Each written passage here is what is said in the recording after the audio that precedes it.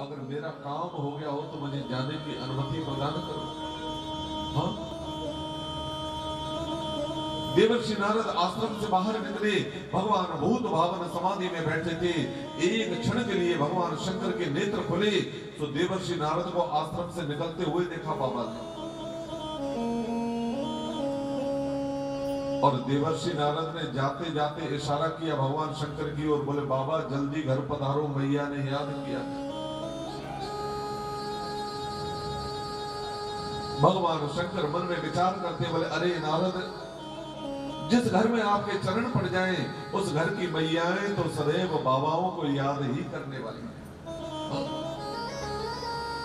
भगवान शंकर समाधि से जगे मेरे भाई बहन, और जैसे ही आश्रम में प्रवेश किया तो आवाज लगाते हैं, अरे देवी पार्वती कहां हो आप?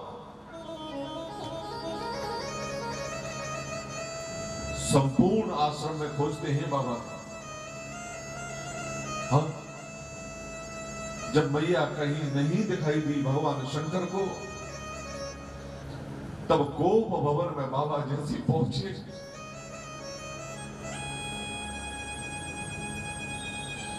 और मेरी जगत जननी अंबा महारानी पार्वती का ये स्वरूप देखा भगवान शंकर ने। बाबा के नेत्र सजल हो गए, नेत्रों से अश्रुधारा बहना आरंभ हो गया। अरे पार्वती, मैं स्वयं शंकर आपसे इतना प्रेम करता हूं, आज ऐसा कौन सा अपराध बन गया मुझे शंकर से कि तुम्हें इस गोप भवन में बैठने की आवश्यकता पड़ गई? मैया तो बाबा की किसी बात का उत्तर ही नहीं दे रही। मैया ने मुख फेर लिया बाबा की ओर से। बाबा कहते बोले, देवी जब तक आप कहोगी नहीं, बताओगी नहीं, तो मुझे पता कैसे चलेगा कि आपको किस बात से कष्ट हुआ है? मेरे भाई बहन, मैया पार्वती बोल पड़ी, बोले बाबा आप हमसे बात मत करो।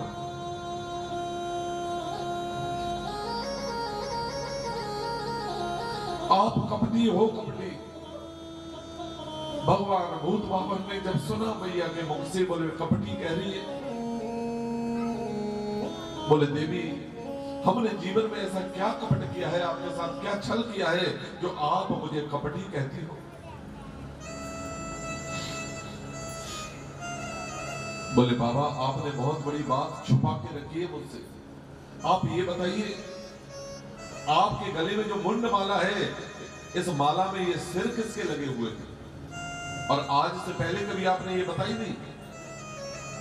भगवान शंकर बोल पड़े, बोले देवी, आज से पहले कभी आपने जानना नहीं चाहा, लेकिन आज आप पूछ रही हो तो मैं अवश्य आपसे निवेदन करूंगा कि मेरी इस माला में ये सिर किसके हैं? जानना चाहती हो ये सिर किसके हैं पार्वती? ये और किसी के सिर नहीं पार्वती, आपके ही सिर है, मुंड है इस मेरी माला में। जब जब आप संसार की कार्य सिद्धि हेतु अपनी देह का परित्याग करती हो, तब तब मैं स्वयं शंकर आपसे इतना प्रेम करता हूं, स्नेह करता हूं कि आपके सिर को काटकर अपनी इस माला में धारण कर लेता हूं। और जब तक अपने देह धारण करके आप अवतरित नहीं हो जाती, तब तक मैं स्वयं शंकर आपके उसी मुख के दर्शन करके जीवित रहता हूं।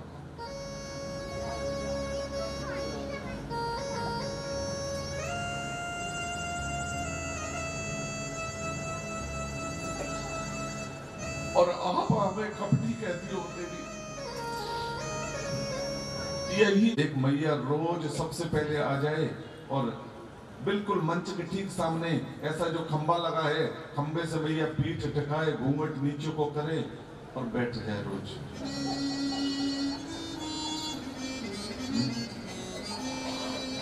और जैसे ही हम मंच पे आए तो सबसे पहले पांडाल में मैया के रोज दर्शन हो सामने। प्रणाम किया मैंने, मैया आपके भाव को प्रणाम कर रहा हूं। आप सबसे पहले, हमारे संगीत वाले भी नहीं आ पाते, उससे पहले आके आप इस खंबे के पास आके बैठ जाती हो और 5-6 घंटे कथा चलती है, तन्मय होकर एक ही आसन पर बिना हिले डोले कथा सुनती रहती हो। वो मैया बोले महाराज जी सही बताऊं, मैंने सही ही बताना चाहिए, यहाँ झूठ सच का कोई काम नहीं। बोले आप इतनी मीठी कथा कहो महाराज कि घर में चार चार नींद की गोली खाऊं तो दादी की नींद ना आए, और जैसे ही आपकी कथा में बैठूं से नींद आ जाए। प्रेम से बोलो जैसे।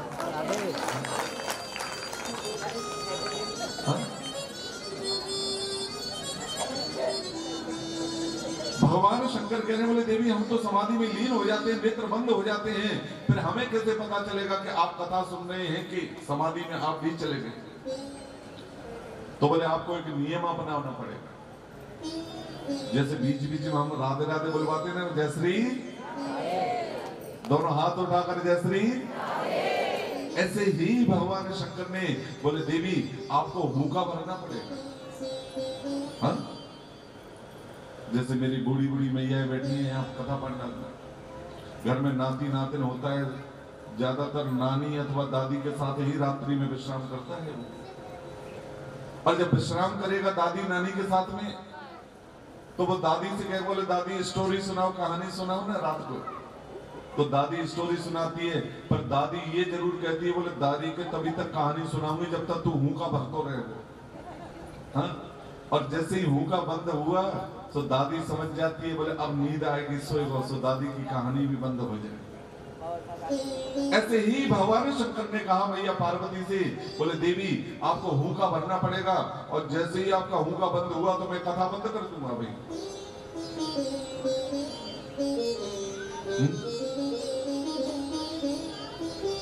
आज भगवान शंकर ने अपना दिव्य डमरू का निनाद किया। जितने चर अचर जो पक्षी जीव जंतु थे अमरनाथ से अन्यंत्र चले गए मेरे भाई बहन, और आज अमर कथा बाबा की आरंभ हो गई। प्रेम से बोलो जैसे।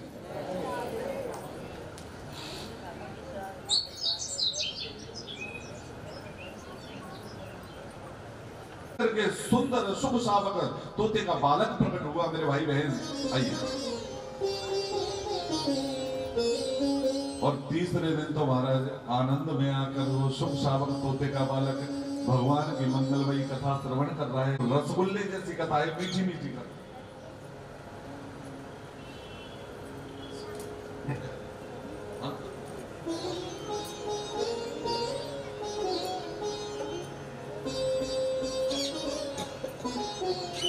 बिल्कुल मीठी मीठी कथा है। चौथे दिन में चतुर्थ दिवस में जब आपने देखा होगा तोते में एक गुण होता है, अगर आप तोते को सीताराम बोलना सिखाओगे तो सीताराम बोलेगा, राधे श्याम बोलना सिखाओगे तो राधे श्याम भी कहेगा, और संसार की भाषा सिखाओगे तो वो भी बोलना आरंभ कर देता। यह ग्वालियर जू में जो पहले गुरुद्वारे के बगल से गेट हुआ करता था, तो आज से करीब 25-30 वर्ष पुरानी बात बता रहा हूं मैं।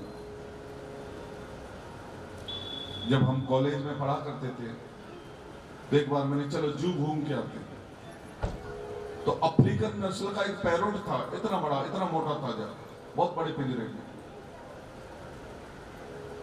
वो मेन गेट पर लटका हुआ था, और कुछ शरारती बच्चों ने उसे गाली देना सिखा दिया उस पैरोट को। अब जो भी उसमें एंटर करता था जू में, उससे कहता बोले सीताराम, तो वो संसार की भाषा बोलना शुरू कर देता था। कहने का तात्पर्य यह है मेरे भाई बहन कि तोते को जो भी सिखाओगे बहुत जल्दी सीख जाता है, आप और हमसे जल्दी सीख जाता है। शुभ शावक जो तोते का बालक पीछे बैठा है, व्यासपीठ के ठीक पीछे, उसने मन में विचार किया बोले यदि मैया का हुक्का बंद हो गया तो बाबा की कथा बंद हो जाएगी, और बाबा की कथा बंद होगी तो मैं कथा सुनने से वंचित हो जाऊंगा। इसलिए उस शुभ शावक तोते के बालक ने मैया पार्वती की आवाज से हूबहू आवाज मिलाई, और पीछे बैठा बैठा हुक्का भरना आरंभ कर दिया। हाँ? मेरे भाई बहन, जब सप्तम दिवस में बाबा की कथा ने विराम लिया और भगवान शंकर ने अपना डमरू का निनाद किया मेरे भाई बहन,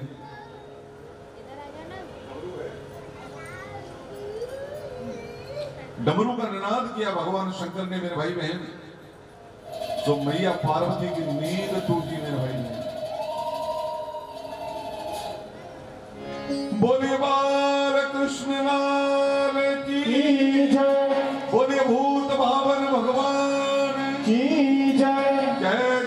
श्री राधे। जैसे ही बाबा ने जयकारा लगाया, मैया पार्वती की नींद टूटी मेरे भाई बहन। मैया पार्वती तो भगवान शंकर के चरणों में गिर पड़ी, बोले त्रयमाम प्रभु त्रयमाम त्रयमाम। भगवान शंकर पूछते, बोले क्या हुआ देवी? बोले बाबा फिर बताओ ना, फिर आगे क्या हुआ? बोले कहाँ क्या आगे हुआ? बोले उद्धव जी से भगवान ने क्या कहा?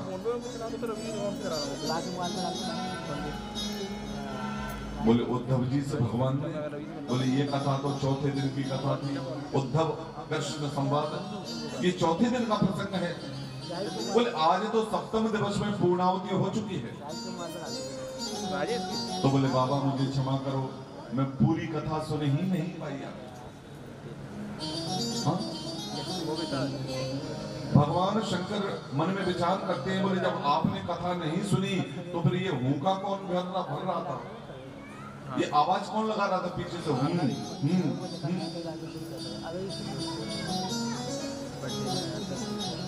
भगवान शंकर का त्रिनेत्र खुला मेरे भाई ने, तीसरा नेत्र।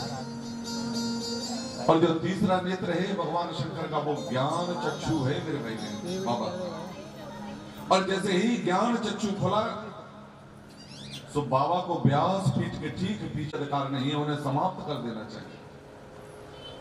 इसलिए भगवान शंकर कहते हैं, बोले शुभ शावक तोते के बालक, आपने व्यास पीठ के पीछे बैठकर मेरी कथा श्रवण की है, इसलिए मैं तुम्हें जीवित नहीं छोड़ सकता। अब महाराज जैसे ही भगवान शंकर ने कहा, बोले जीवित नहीं छोड़ सकता।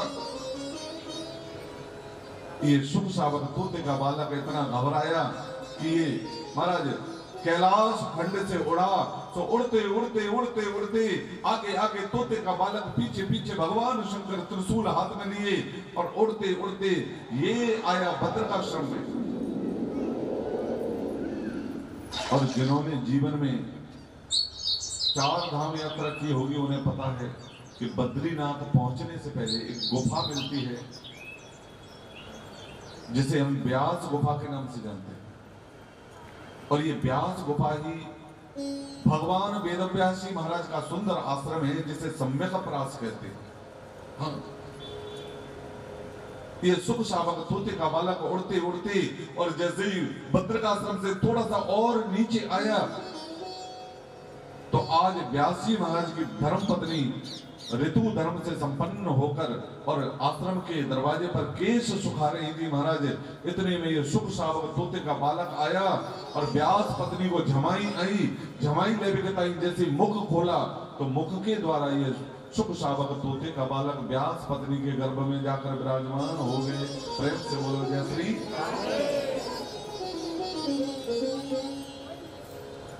देखा करते हैं ये पक्की बात, जो भी हमारे सामने आ जाए हम केवल अपने बाल कृष्ण की ही छवि उसमें सदैव देखा।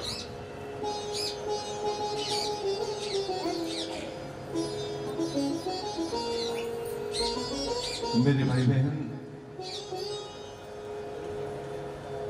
जैसे ही बाबा वेदव्यास जी ने पूछा, बोले भगवान आज अचानक कैसे आना हो गया मेरे? भगवान शंकर बोल पड़े, बोले व्यास जी आपके आश्रम में चोर आया है। चोर? क्या कहा? चोर आया। बाबा वेदव्यास इस बात को सुनकर इतने ठाका लगा के हंसे, बोले रहने दो महाराज, अरे धन धन भोलेनाथ त्यारे कौड़ी नाई खजाने में। और आप कह रहे बोले चोरी हो गई, ऐसा आपके घर में है ही क्या जो चोरी हो गया?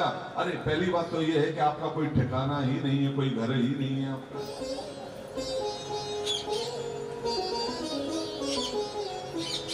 बाबा का वास कहां पर होता है? शमशान में। हाँ? जहां संसार के लोग जाने से डरते हैं वही मेरे भगवान शंकर का ठिकाना हुआ करता है। और संसार की विडंबना देखिए कि जिस मंदिर को गांव से बाहर होना चाहिए उसे घर के भीतर बनाता है, और जिस शमशान को नगर के बीचों बीच होना चाहिए उसे नगर से बाहर बनाया जाता है।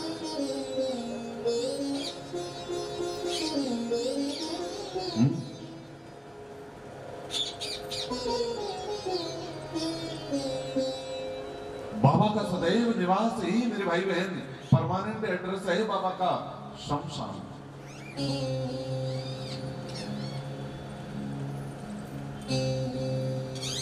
आप और हम संसार में भेद बुद्धि लिए हुए हैं। दो प्रकार की बुद्धि होती है आप और हम सब में, एक होती है अभेद बुद्धि और दूसरी होती है भेद बुद्धि। भेद बुद्धि तेरा मेरा जो करे वो भेद बुद्धि, और जिसको समान दृष्टि से देखे वो अभेद बुद्धि। सिय राम में सब जग जानी, करहूं प्रणाम जोर जुग पानी। अगर सब में अपने इष्ट का, अपने ठाकुर का जो दर्शन करता है, बस वो अभेद बुद्धि मानी जाती है। और मेरे बाबा भगवान शंकर की तो सदैव अभेद बुद्धि में ही रहा करते हैं। हाँ? आप और हम बोले ये गरीब है, ये अमीर है, ये छोटा है, ये बड़ा है, ये धनवान है, ये निर्धन है, ये ब्राह्मण है, ये ठाकुर है, ये बनिया है, ये शूद्र है। अरे मेरे भाई बहन, ये केवल आपकी और हमारी मन की कल्पना है। लेकिन मेरे भगवान शंकर कभी अपने भक्तों में, अपने जीवों में भेदभाव नहीं किया।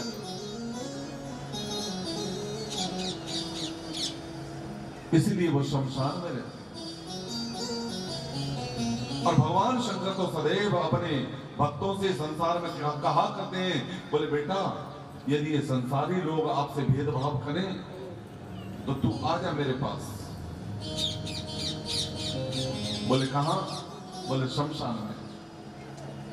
और आपने देखा होगा मेरे भाई बहन, चाहे राजा हो चाहे फकीर हो, उस जगह पहुंचने के बाद सबकी शान समान हो जाती है, सबकी मिट्टी एक हो जाती है।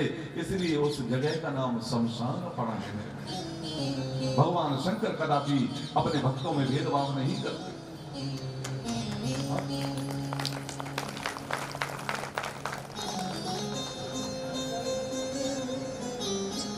कई लोगों को मैंने कहते सुना है, बोले महाराज सूर्यास्त हो गया, अंधेरा हो गया, बोले अब आगे नहीं जाएंगे। बोले क्यों? बोले आगे कब्रिस्तान है अथवा शमशान है, तो मैंने क्या कर लेगा? हाँ? बोले नहीं महाराज हमें डर लगता है।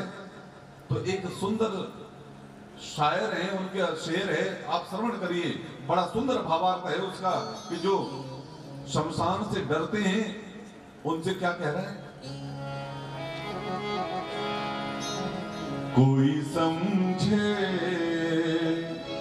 न इसे महफिल दुनिया क्या है, कोई समझे न इसे महफिल दुनिया क्या है, कोई समझे न इसे महफिल दुनिया क्या है, कोई समझे न इसे महफिल दुनिया क्या है, क्यों? खेलता कौन है और इसका खिलौना क्या है, खेलता कौन है और इसका खिलौना क्या है, कोई समझे न इसे महफिल दुनिया क्या है।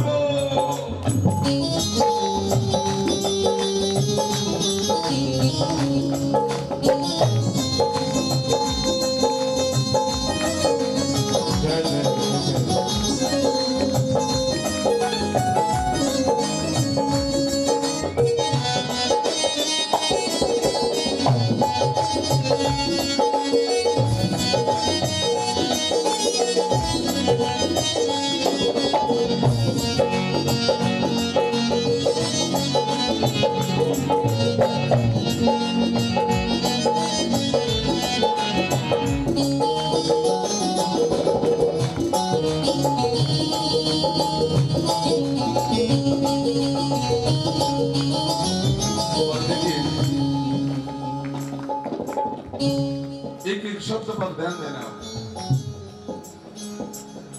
जो लोग कहते हैं बोले कब्रिस्तान है, शमशान है, यहां जाने में डर लगता है,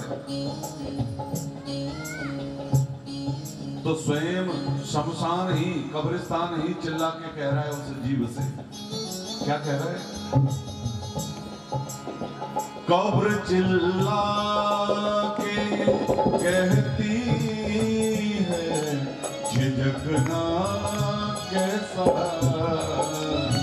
कब्र चिल्ला के ये कहती है झिझकना कैसा। क्यों मेरे भाई बहन? कब्र चिल्ला के ये कहती है झिझकना कैसा, लेकिन क्यों? रफ्ता रफ्ता, रफ्ता कहते हैं धीरे धीरे,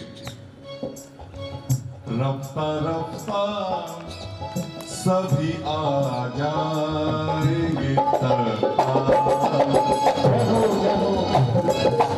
रफ्ता रफ्ता सभी आ जाएंगे तरफा। कोई समझे ना इसे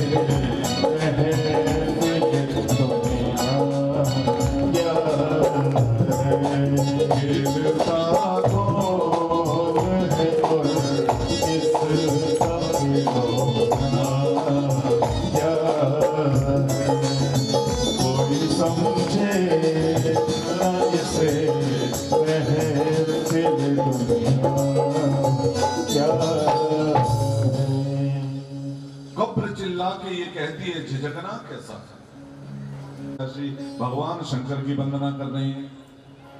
बखान क्या करूं मैं तेरी राखों के ढेर का।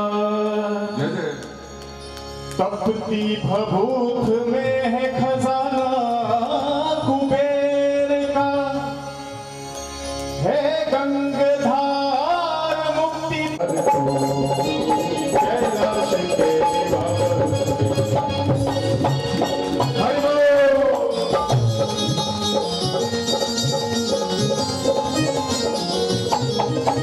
शंकर भगवान की जय हो।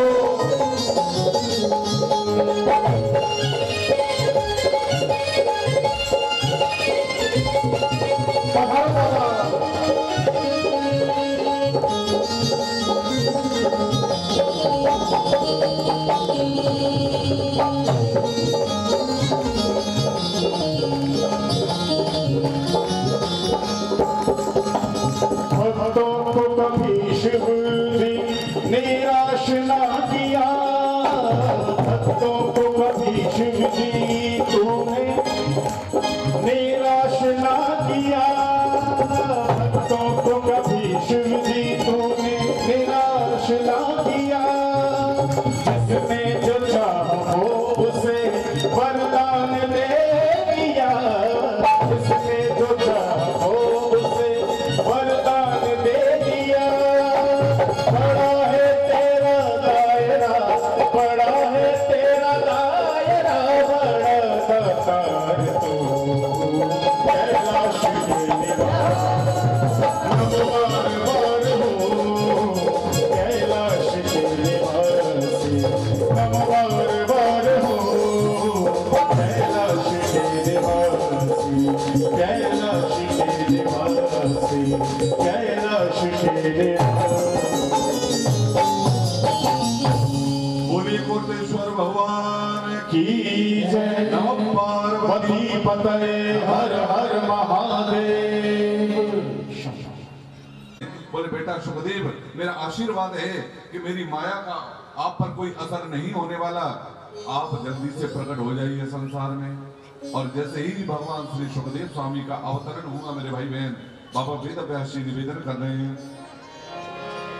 यम प्रव्रजन्तमनुपैतमपैत कृत्यं द्वैपायनो विरह कातुर आजुभाव। पुत्रेति तन्मतया तरवोऽभिनेदु तं सर्वभूत भक्त हृदय मुनिमानतोऽस्मि।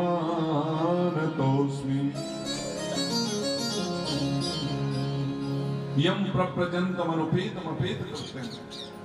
द्वैपायन भगवान श्री शुभदेव स्वामी का अवतरण हो गया। बोलिए श्री शुभदेव भगवान की जय। जय जय श्री राधेश। और जन्म लेते ही भगवान श्री शुभदेव स्वामी केवल 2 अंगुल की गोपीन धारण किए हुए हैं और वैराग्य को प्राप्त हुआ। सीधे वन की ओर मुख किया और वन में निकल पड़े। पीछे से व्यास जी आवाज लगा रहे हैं, बोले अरे बेटा पुत्रेत पुत्रेत पुत्रेत, अरे शुभदेव ठहरो, अरे पुत्र ठहरो, अरे पुत्र रुको।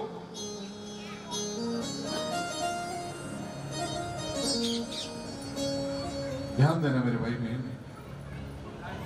व्यास जी आवाज लगा रहे हैं, बोले पुत्र ठहरो, लेकिन वृक्षों से उत्तर प्राप्त होता है व्यास जी। ये वृक्ष कहते हैं, बोले व्यास जी अरे जिन्हें अपना पुत्र आप कह रहे हैं, न जाने कितने जन्मों में ये आपके पिता रहे होंगे। हाँ?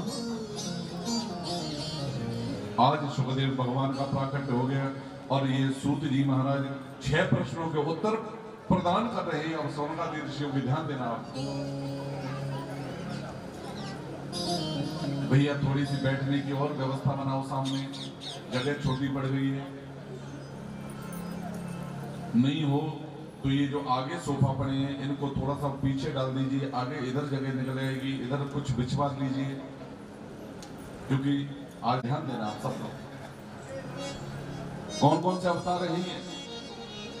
पहला अवतार कल जिनकी कथा श्रवण की थी, ब्रह्मा जी के 4 मानस पुत्र सनक सनंदन सनातन सनत कुमार, ये भगवान का प्रथम अवतार।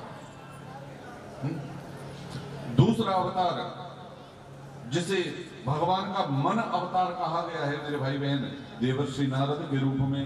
तीसरा अवतार 12 अवतार, जब संपूर्ण सृष्टि जलमग्न हो गई, रसातल में चली गई, तो मेरे ठाकुर ने शुकर का रूप धारण किया, 12 अवतार धारण करके, और पुनः धर्म की स्थापना करी, पृथ्वी की स्थापना करी। चौथा अवतार है मेरे भाई बहन नर और नारायण अवतार। 5वां अवतार है भगवान श्री कपिल देव का अवतार, जो कपिल देव भगवान जो सांख्य शास्त्र के उद्गेता हैं, ज्ञान की साक्षात मूर्ति। राजा बलि के यज्ञ में पहुंचे हैं, ये कथा प्रसंग आप कल श्रवण करेंगे। प्रेम से बोलो जय श्री।